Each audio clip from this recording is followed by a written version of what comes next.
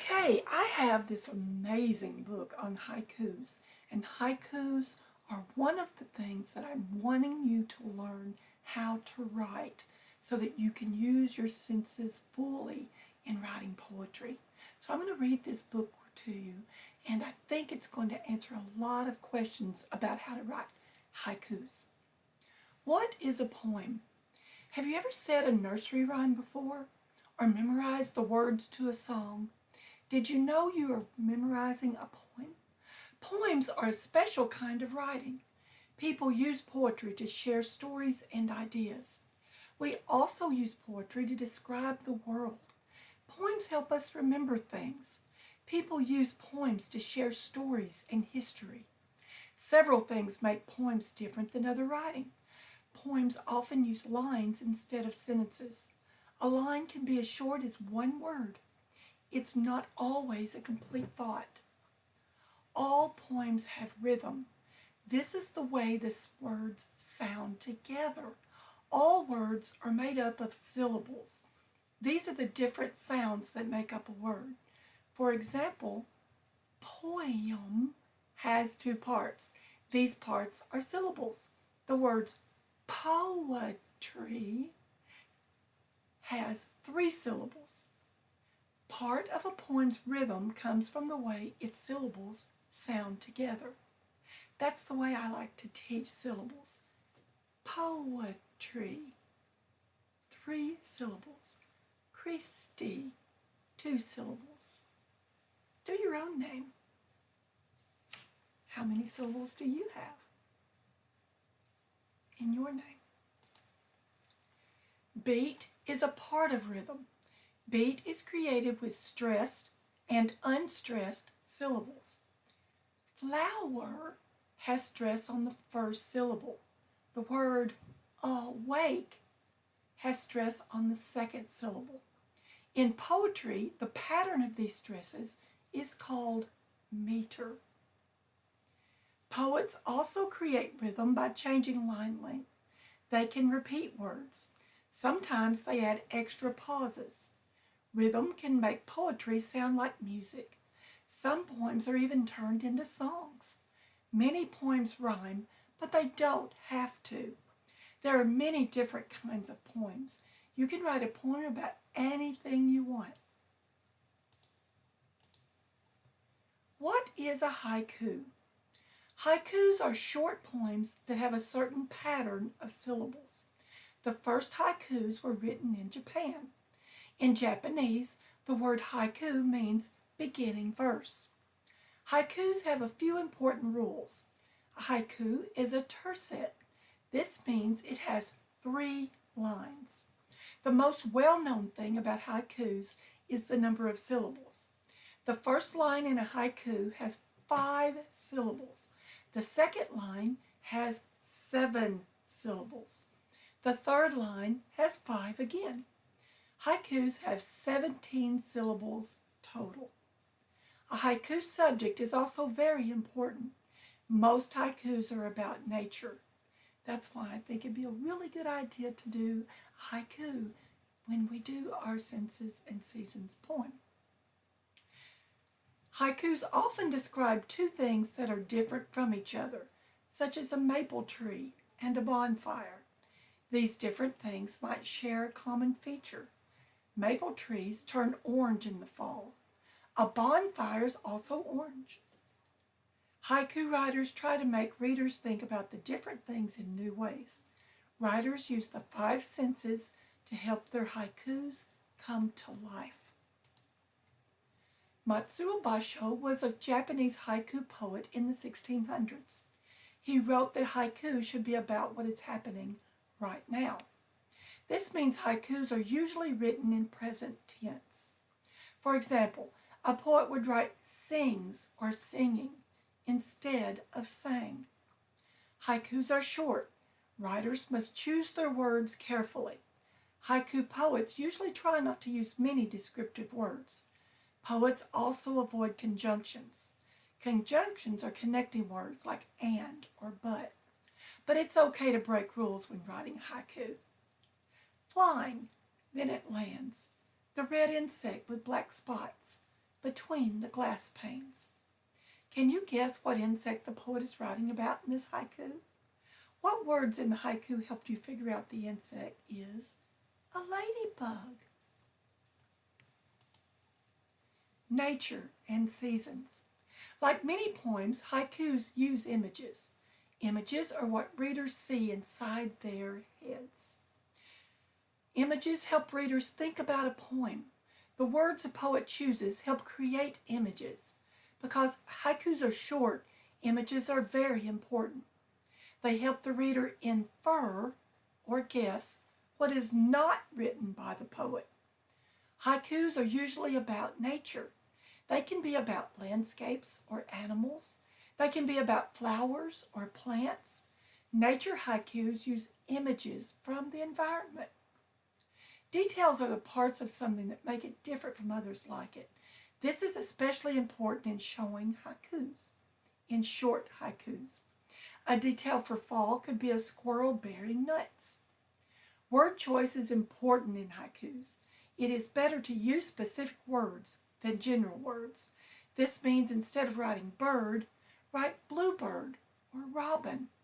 Instead of just writing moon, add crescent or full. Haikus are often written about the 4 seasons. Haiku poets write about spring, summer, fall, and winter.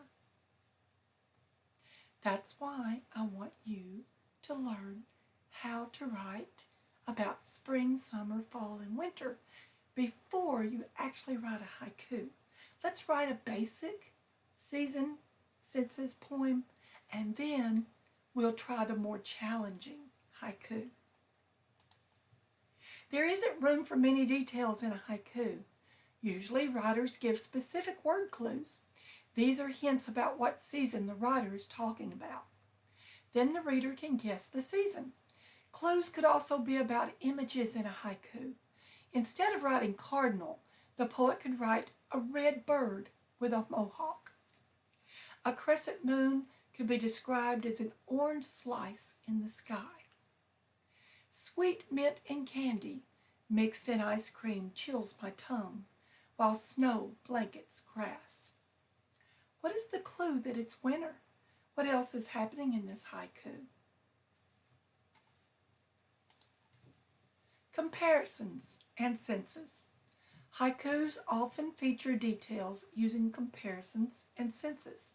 The things being compared can be very different. A haiku might say, "Air is hot soup on my skin." The reader guesses the weather is warm and humid. A simile compares 2 things that are alike. The writer uses the words like or as. For example, "Your puffy white jacket looks like a marshmallow" is a simile. "My brother jumps on the trampoline as high as a kangaroo" is another simile. Haikus usually use metaphors instead of similes. A metaphor compares 2 things that are alike, but like or as is not written. "Your jacket is a marshmallow" is a metaphor. "My brother is a kangaroo on the trampoline" is another metaphor. Metaphors help make haikus interesting for readers. The 5 senses. Senses also help make a haiku interesting to a reader. The 5 senses are sight, sound, taste, touch, and smell. Using words that relate to these senses give readers clues about a haiku subject. Haikus sometimes describe senses in surprising ways. People don't think of hot soup when they feel the summer air. Using this comparison helps readers think about summer in a new way. The wind through the trees makes different sounds in different seasons. Summer trees make a shushing sound. Autumn leaves make a crackling noise. What might winter trees sound like? Think about that. What might winter trees sound like? Interesting. Maybe you can talk to me about that. The nighttime spring rain plunges from blankets of clouds, pricks forks in my skin. Does this haiku use a metaphor or a simile? How does the author feel about the spring rain? Let's think about that. Does it use like or as? No, it doesn't. So it's not a simile. It's a metaphor. Now it's your turn. Haikus are short poems. With only 17 syllables, poets must choose their words carefully. Putting a haiku together can be like baking cookies with 3 ingredients. Only the right 3 ingredients will make delicious cookies. Now that you know what a haiku is, it's time to write your own. Tips for young poets. Number 1, write a haiku every day for a month. You get really good at it. Number 2, learn the rules for 2 types of poems. Then use the rules you learned to write 2 poems about the same topic. How are your poems different? Number 3, pick an everyday object, such as a food. Then describe it using all 5 senses. Pick 1 or 2 of these senses and write a haiku. Number 4, try writing poems that do not rhyme. Number 5, watch and listen to the world around you. Make a list of the things you see and hear. Use this list to write a poem. I think that's the best one of these. Number 6, think of something that happened to you today. Write a haiku about it in the present tense. Number 7, read all kinds of poems and lots of them. The best way to learn about poetry is to read it. Number 8, write haikus for all 4 seasons and read them to an audience.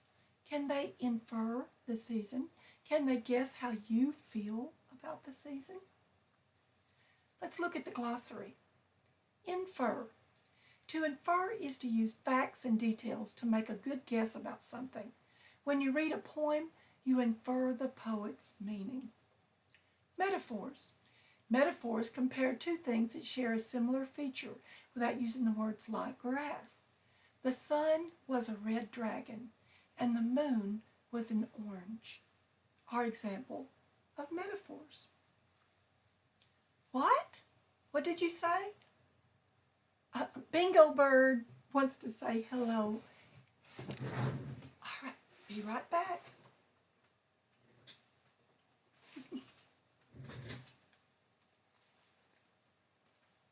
Hi there, Miss Christie.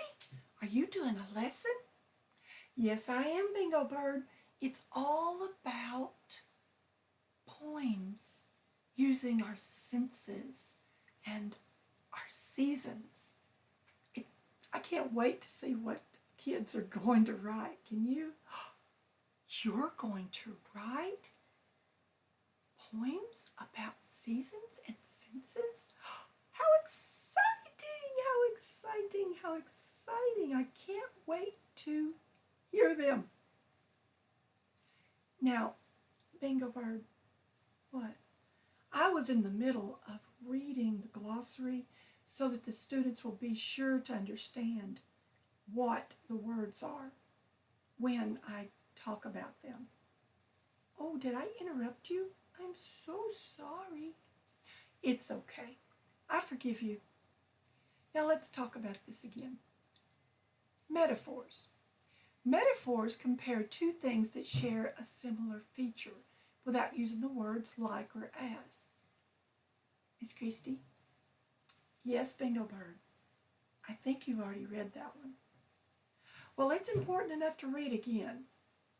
Oh, okay. The sun was a red dragon and the moon was an orange are example of metaphors. We don't use like or as. Rhythm. Rhythm is a repeating pattern of sounds in poetry. Music also has rhythm. I love music. Do you love music, boys and girls? I'm sure they do. Okay. Simile. A simile compares 2 things that share a similar feature. Using the words like or as. He was as fast as a rocket is an example of a simile. That would be really fast. Wow, fast as a rocket. Zoom, zoom, zoom, zoom. Look, I'm fast as a rocket. You silly bird. Stressed. A word or syllable is stressed when it's said a bit longer or louder than another word or syllable. The first syllable is stressed in orange. Orange. That does have two syllables. What about bingo? Bingo. Hey, that has two syllables too. Yes, it does, bingo bird. Yes, it does. Tercet. A tercet is a poem with 3 lines. A haiku is an example of a tercet. Wow! I was listening to your lesson and it was very interesting. I can't wait to see the poems that the students write. Can you? I can't wait. Christy Sells and Bingo Bird signing off. Till next time. Have a wonderful week.